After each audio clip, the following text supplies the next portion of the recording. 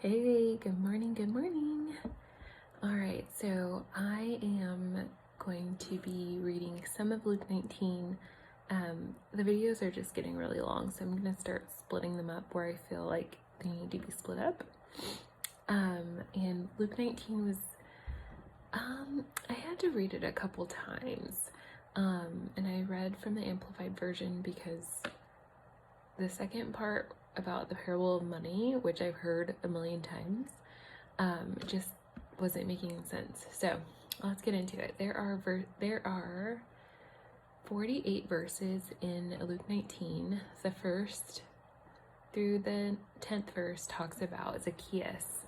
So Zacchaeus was a chief tax collector, and in those times, a lot of tax collectors were cheaters, or they cheated people out of money. And so he was seen as a sinner.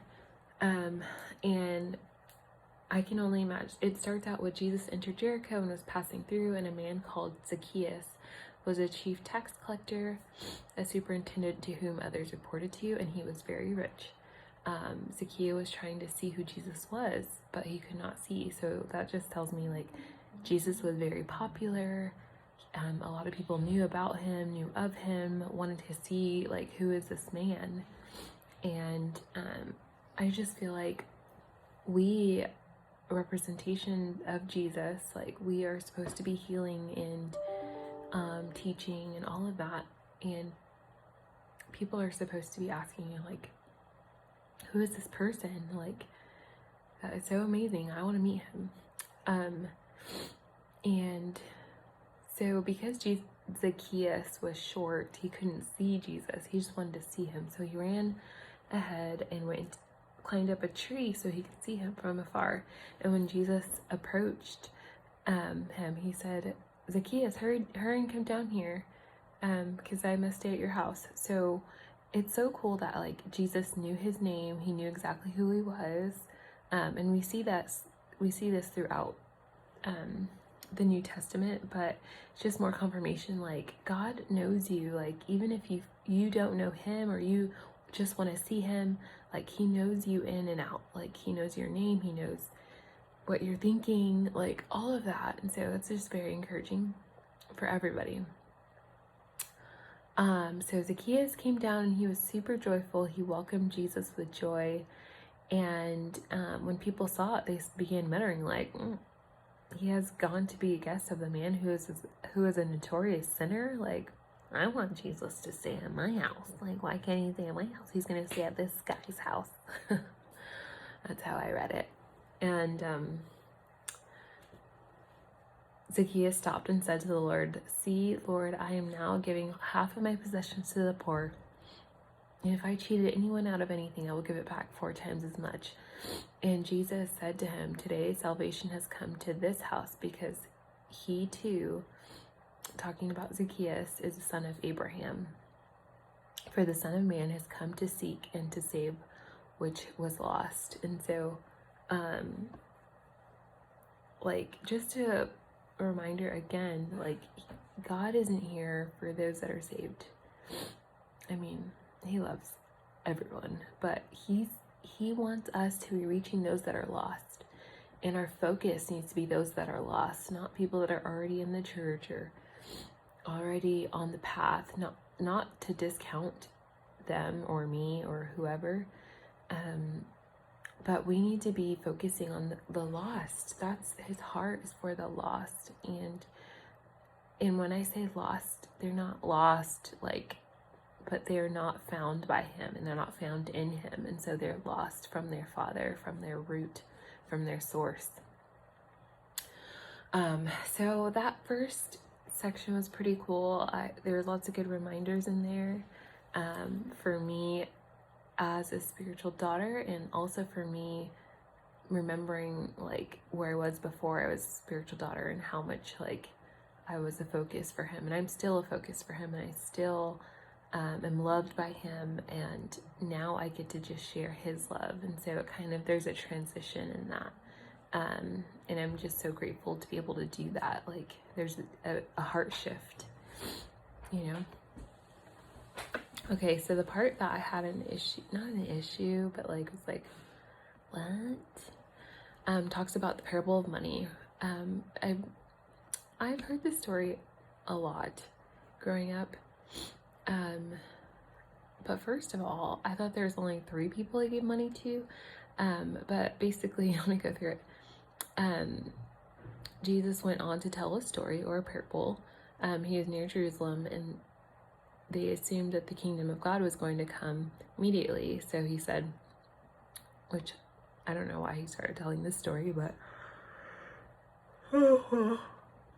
yes, I do. So he said, there was a noble man who went to a distant country to obtain himself a kingdom and then to return. And he called 10 of his servants and gave them 10 minas, and it says one apiece, each equal to 100 days' wages. So that's like 3 years worth of income, around 3 years worth of income. So he gave these 10 servants 3 years worth of income and instructed them, do business with this until I return.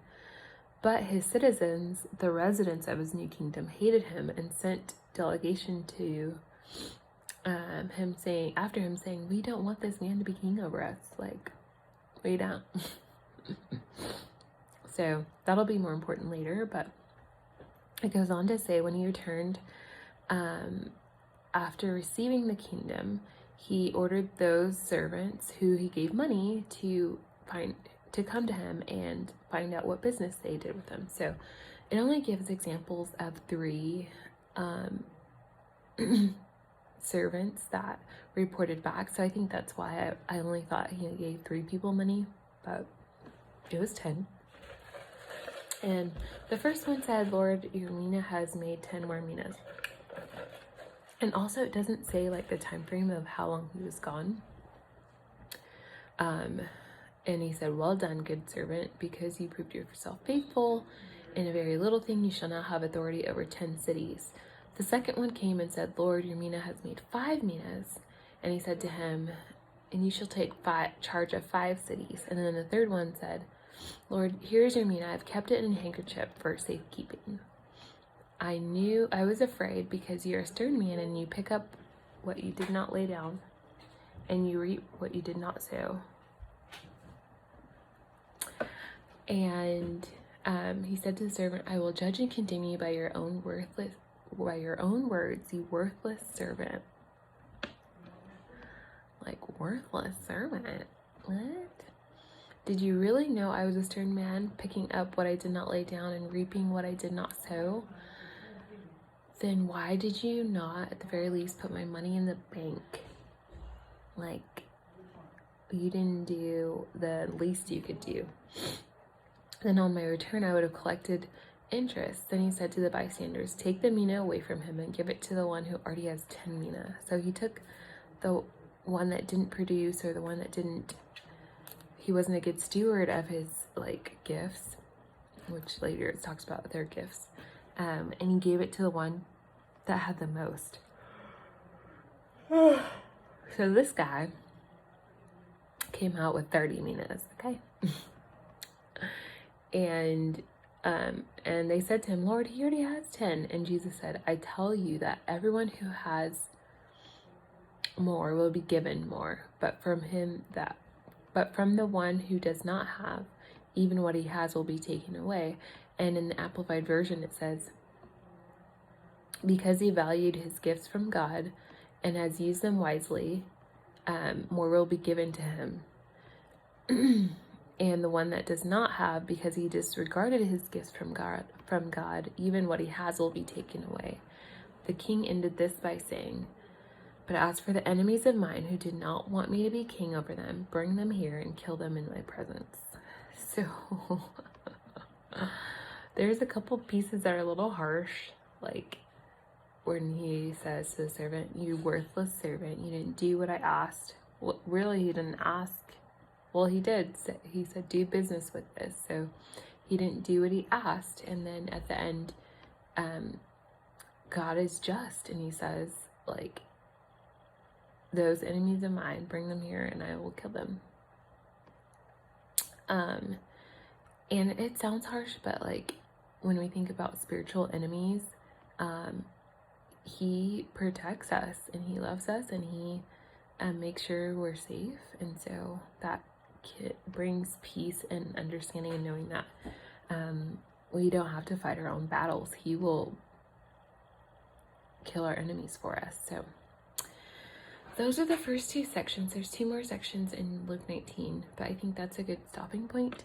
If you have any questions or you want to hear more or just have, thoughts, I'd love to see any of your thoughts and have more dialogue. Luke has been taking longer than expected, but